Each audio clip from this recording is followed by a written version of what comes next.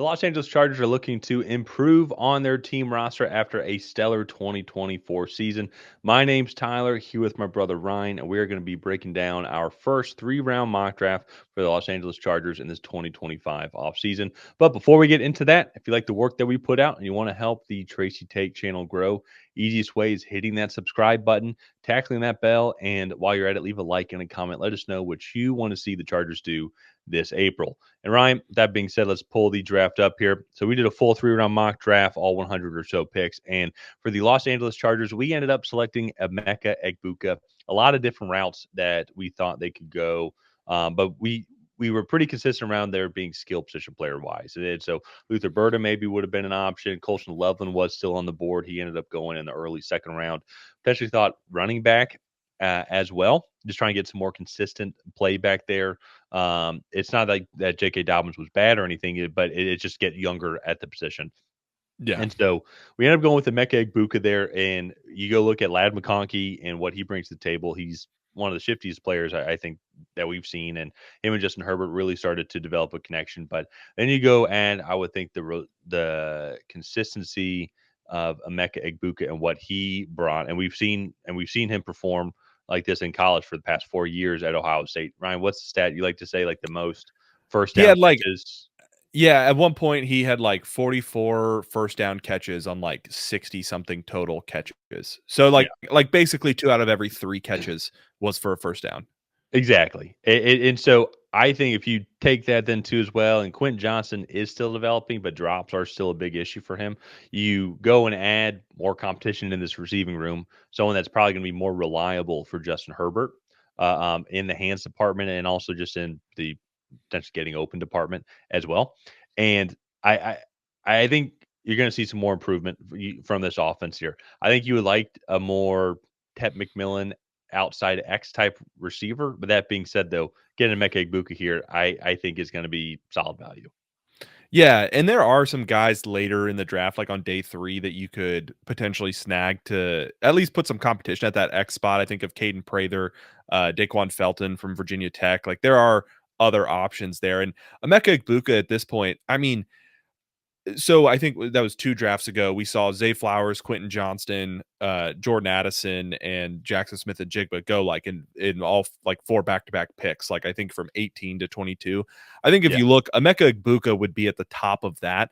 So to get him down here at 22, I think is going to be good value for the Chargers. And just I think as Lad McConkey can be that downfield separator and really use his speed and burst off the line of scrimmage, Emeka Egbuka is the savvier route runner, the kind of the possession guy that's going to go over the middle and be able to take those shots throughout a full 17 game season, hopefully plus playoff games for the Chargers. So Yeah.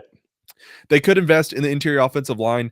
They do have 2 aging pass rushers as well. So Michael Williams, Jack Sawyer, JT Tuimoloau, like that group could be in play for them. And then Amari Hampton, you kind of already touched on making the running backs a little younger. So let's move on to their second pick. And this is actually where we have them investing in that edge class there with Landon Jackson. It's going to be a bigger edge. I think he's like 6'6", 280, but has really kind of developed as the years have gone on with him at Arkansas. So everybody's seen, I think, the video of him hitting the bags as the defensive lineman and doesn't look all that coordinated. Well, go watch him in 2024 and he looks phenomenal. Very, very strong, very physical. Actually has decent bend for an edge rusher that is that size and can really get upfield and put some pressure on the quarterback.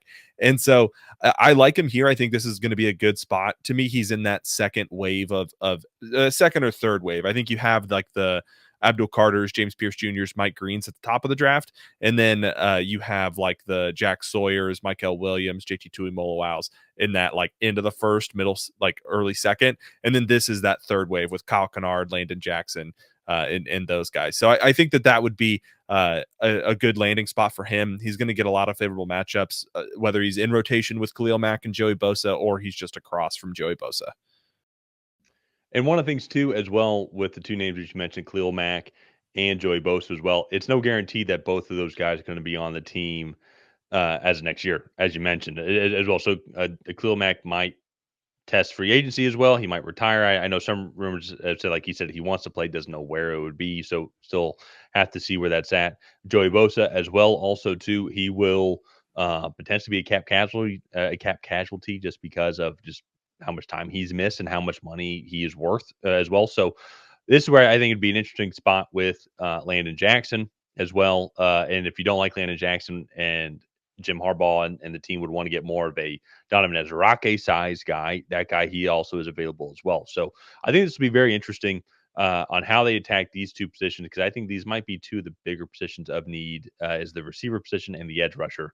And one of the other things too as well is if they'd want to flip the position that they go and attack and focus on, this is also the wave as well, where the kind of next set of receivers went and other pass catchers. So if they wanted to go edge rusher in the first round with Michael Williams, so to say, or Jack Sawyer, as you mentioned, this is also where Jalen Royals went at 58. Matthew Golden went at 59. Savion Williams, as you can see there, he went at 61. Ty Felton at 62.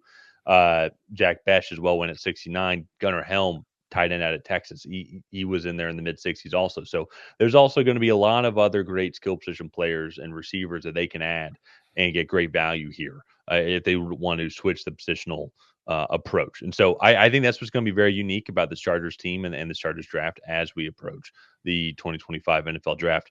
Now, let's go on to their final pick as well, where we do have them going Demetrius Knight Jr., linebacker. And once again, too, this kind of is a piggyback off of the last pick as well. Some defensive changes going on as some older guys that might not be on the team here. So getting a guy like Demetrius Knight, helping out that front seven as well, wanting to continue to keep on that great dominant defensive performance that we saw from the Chargers this past year. Ryan, what do you like about Demetrius Knight and what he can bring to this Chargers defense? Yeah, I mean, he's big, fast, strong, explosive. Like, he does a lot of things well. He comes down, he is very prominent in the run game. He's a good coverage linebacker as well.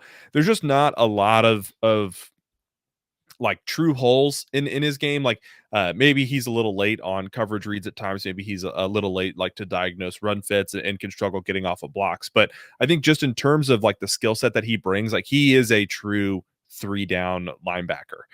And so I think that's going to be really interesting to kind of watch him go and develop. He does need some development, but I think if you can get him behind a defensive line like this one that can really get after the passer, if they can beef up in the trenches a little bit, we can look at some of the potential options here in a second. But if they could beef up in the trenches later on in the draft, I think that would be really good value for them. And Demetrius Knight is just, it was kind of one of those things. It was best player available. It doesn't fill maybe like an immediate need, but they do need help kind of in that front seven area. If they want to go more of like that front four and get a defensive tackle that we both like. Maybe we're a little bit biased as Indiana fans, but CJ West, I think, is going to be a big riser up draft boards.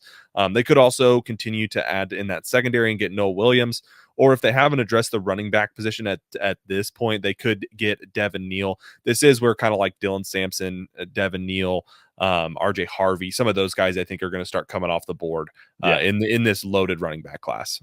Yeah, that's what's going to be just fascinating to watch with the defensive line and the running back class as well. Is there's so many good guys there that are similar in a lot of ways, but also like bring their own flavor and difference as well. And so, how are teams going to value these guys? Because a guy like Devin Neal, he maybe could be a second round running back if teams really like him. But at the same time, Yeah. though, too, if enough teams find like, he's just not there. Or it's like we don't want to take him here in the third round.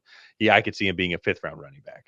Yeah. So that's what's going to be fascinating. The same thing could go with CJ West as well, defensive tackle, and Demetrius Knight also. So this draft's going to be absolutely fascinating because there's not like a clear cut, blue chip like tier, so to say, but there's a lot of these really good guys where you're still getting really good value in the top 100 as you get close to the end of day two. So Chargers, I think skill position players and edge rushers, I think, are going to be their main focus. Not saying that they won't focus on offensive line or secondary, but I think that's going to be the area where you're really going to want to see them improve overall and try to bring some more young talent. But we'll have to wait and see how Jim Harbaugh wants to approach this draft.